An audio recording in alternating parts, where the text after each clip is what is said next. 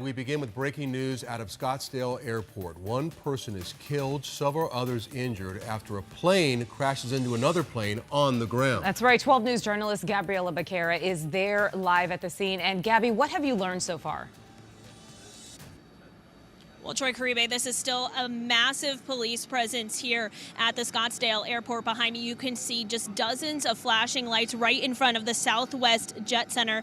That's where we're told a mid-sized business jet veered off the runway upon landing and collided with another mid-sized business jet that was parked on private property. We just got an update from Scottsdale Fire Captain Dave Folio in about the last 15 minutes or so, who tells us 5 people were involved in this crash. We've learned one person died instantly. 2 people had critical injuries. 1 person with stable injuries, and they were all transported to the hospital.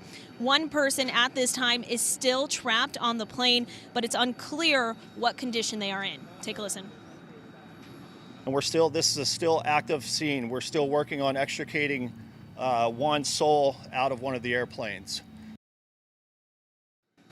Now, all this happened around 2:45 this afternoon, so you can see that this is just an active scene. When we first arrived, all of these emergency crews were trying to get to those planes and try and figure out what exactly happened here, and that's something the FAA is also still working to figure out. We know that the fire department had called in hazmat crews, but they were able to clear the air.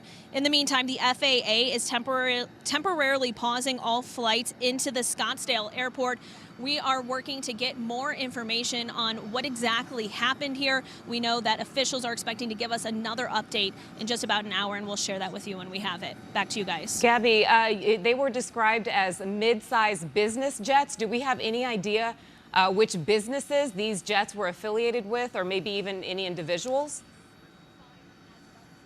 At this time, we do not have any information on who these jets belong to or if there were people on both of the jets at the time of the crash. That's something we are working to get more information on. All right, Gabby, thank you. Appreciate it. Let's bring in Chris now. Obviously a meteorologist, but also a private pilot for many years. Tell us what you know about these 2 planes. Yeah, well, one was a Lear 35A and the other is a Gulfstream 200. Both very commonly used private jets, used for transport, sometimes for medical transport.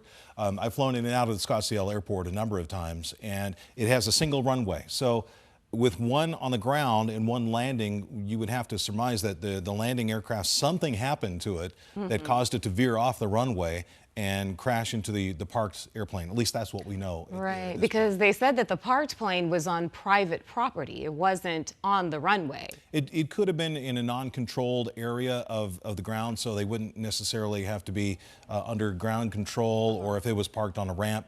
Many of the ramp areas are owned by the private businesses that are around the airport.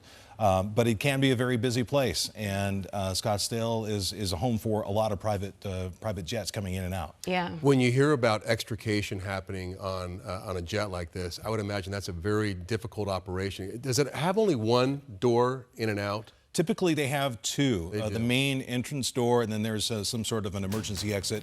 You know, if you've ever flown on a commercial jet, they'll say that there are emergency exits over the wings. Many of these jets will have an emergency exit or even a cargo door that can be accessed from the cabin, depending on the configuration and depending on the actual jet. And Chris, we're looking at some video right now. This is live video.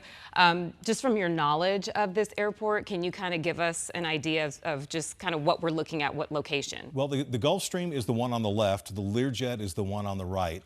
And so it looks like the one on the left, the Gulfstream, was probably parked there, and the Learjet was landing. It's kind of difficult to say at this point. And the winds would favor runway 23, or a 21, which would be landing towards the southwest. So coming in over the area of the golf course in Scottsdale and that big bend in the Loop 101, and then coming in and landing towards the southwest in Scottsdale. And you don't want to speculate too much here, but what are some of the things, some of the problems you can have on a jet like this, landing or taking off, that would cause you to veer off the runway? One could be a blown tire. That can commonly happen.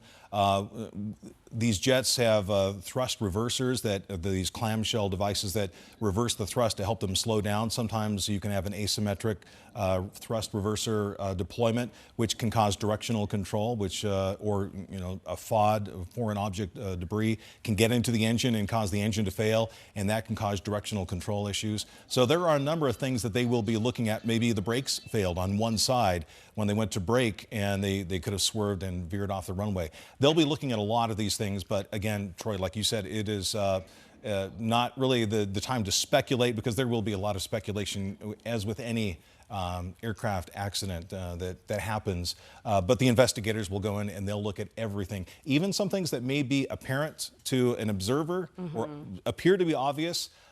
It may be completely opposite. So we just need to let the investigators do their job and just pray for the victims of this. Yeah, we do know that one was deceased on arrival, yes, and two more immediately transported to the hospital, and then one being extricated. So still a very developing situation. Yeah. How long do you expect the airport to be shut down by something like this? Do you think until they get those planes moved out of here? Could it be hours? Could it be Yeah, it's probably days? going to be for the rest of the day. I would just, again, speculate on what they're looking at. And they don't need the added distraction of planes coming in, landing, taking off. There's a lot of flight training that goes on at Scottsdale.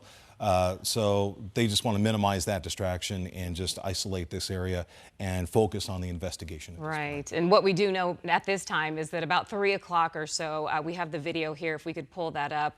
We do know that two mid-sized business jets, one that was coming in for landing, one that was parked, did collide with each other. According to fire officials, they say that one person was dead on arrival. There were two that were sent to the hospital immediately and also needed extrication for another. And then another person was in stable condition there. So again, a lot of things we don't know. We don't know who were on these planes. We don't know the condition of those that were injured or how this happened. We do know that the FAA is there on scene. They are joined by the fire department as well as the police department, trying to figure out exactly what happened in this accident. Yeah, and with the size of these jets, Chris, I would imagine we're pretty fortunate we're only talking about 5 people here, right? I mean, because I would imagine that both of these jets can carry quite a few people, or more than 5. Yeah, I haven't looked at the passenger numbers for each of these, but 5 to 7, generally speaking, on jets of these sizes. As I mentioned, the Learjet 35A is extensively used in medical evacuation. So sometimes they are configured to carry only 3 or 4 personnel plus a stretcher. It depends on the configuration and how many people are actually on board. But yes, we're talking about 5, 6, maybe 7 passengers at the most, including the 2 crew members up front. And you can see it's a massive response from Scottsdale Fire. One of the things that I think is really interesting, when you cover firefighters who are stationed there at these airports, they have very specialized apparatus, correct, that they use. I mean, some of these fire units can do 70 or 80 miles an hour on these runways, because they have to get to certain locations in a very short order, right? Yeah, get these fires out. And many of these airports do have, they're called ARF, in Airport Rescue and Firefighting. And they have dedicated units that are specifically dedicated to events like this, hazmat situation and aircraft crashes on the ground, or any other situations that might happen on the airport property. I think you're looking at one of the specialized, if you look to the left of the left plane, that kind of green unit, green yellowish unit, I believe that's one of those specialized trucks, don't you think? Yeah, I think so. And they carry their own water, and they can shoot it a long ways, and it's very specialized. They have foam, all sorts of things that they can get some of that. Right, and if they knew there was a problem coming in, they could foam the runways and help aid and prepare for something like this. Again, we don't know what happened and what caused the one aircraft to veer off the runway when they were landing. And landing speeds are typically 100 knots or greater, which is about 110, 115 miles an hour. So it's going at a pretty high rate of speed. And when something happens and it goes off the runway and it hits something, there's a lot of force involved. Yeah. And unfortunately, this one related in at least one fatality. Chris, it's great to have your expertise, but it's not lost on me that this is the second time in just a matter of a couple of weeks that you've had to come on and give us some analysis on some sort of aircraft accident or disaster. Most recently, the plane crash that happened in D.C. A lot of anxiety right now, I know, for folks when it comes around flying, and things like this certainly don't help. And maybe looking at tower issues like DC was planes not seeing each other. That doesn't appear to be the case here. Again, you don't want to get too far ahead of what's going on. Right. And it's so easy to speculate with any mishap. You know, this was probably a case where the one aircraft was cleared to land, and the other one was clear of any controlled airport surface area.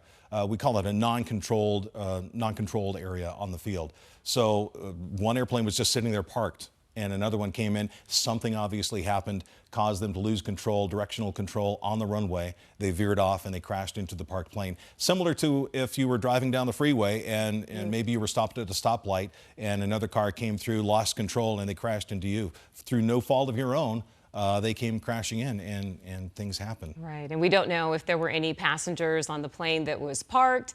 I think we do know there were at least 5 on the plane that was coming in for landing.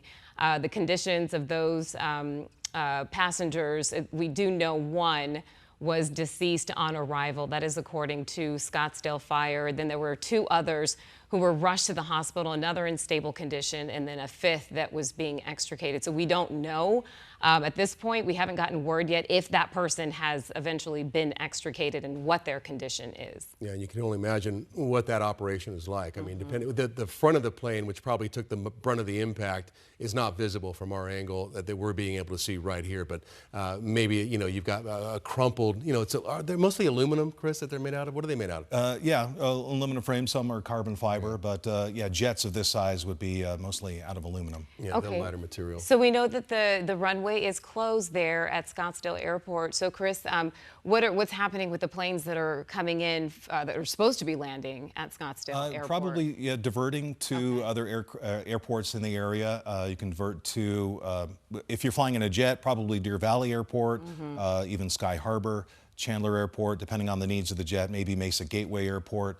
I've been involved in a couple of, in my commercial flying, we've had crashes happen on the runway where we were advised, hey, the runway is closed, say intentions, and so we had to make a split decision of, okay, we have to divert to this airport or that airport, and quickly on the fly, no pun intended, make that decision on where to go, and we always have that alternate in mind. So if there is a jet that's in the air that was planning to land at Scottsdale, most likely they're not in the air anymore because this has happened, well, we're looking at about 2.5 hours ago. But if they were in the air and they would be advised that the runway is closed, they might even offer up, air traffic control might even offer up alternate suggestions. Hey, if you can't land at Scottsdale, can you take Deer Valley? Can you take Sky Harbor? Can you land at Mesa Gateway Airport? Can you land in Goodyear? What are you willing to take here? And then they would just, you know, take it from there. Yeah, and Chris, as someone who flies, you know, what do you feel like seeing things like this? I mean, is this, I mean, not that I'm saying that it's routine for you, but I mean, is it just, yeah, how do you feel? Yeah, it's always a bad feeling when you see a mishap happening involving airplanes and aviation, something that you truly love and you know, have a deeper knowledge of things when they go wrong.